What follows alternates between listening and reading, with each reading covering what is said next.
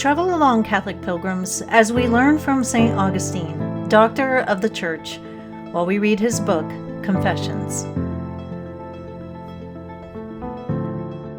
Welcome, Catholic pilgrims.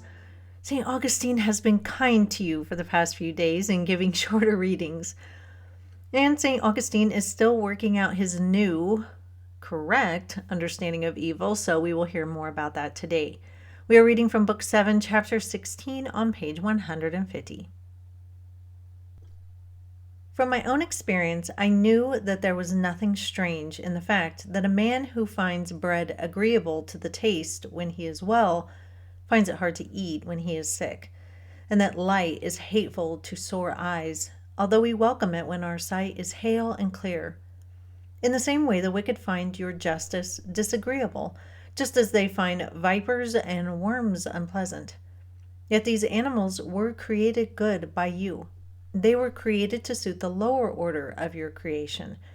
Thus, the wicked themselves are suited to this lower order inasmuch as they are unlike you, whereas they are suited to the higher order insofar as they become more like you.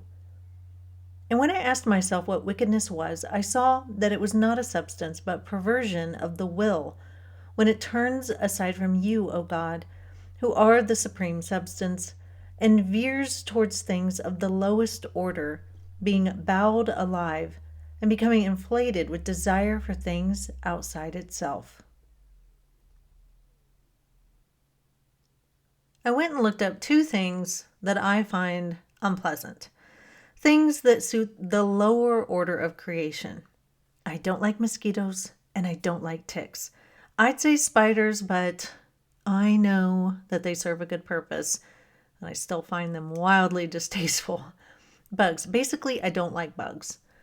Now, I've often joked with my kids that when I get to heaven, I'm going to ask God why he had to create mosquitoes and ticks, because I don't think they serve any purpose. Well, it turns out that I don't have to wait until heaven. I can just go look online. And much to my chagrin, they do have useful purposes.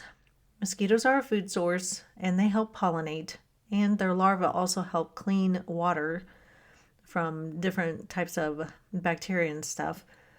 Ticks regulate wildlife populations and are food sources for small animals. I don't like them, but God created them, and so he had a purpose and intention behind them, which, I don't like to say it, is a good thing. Now,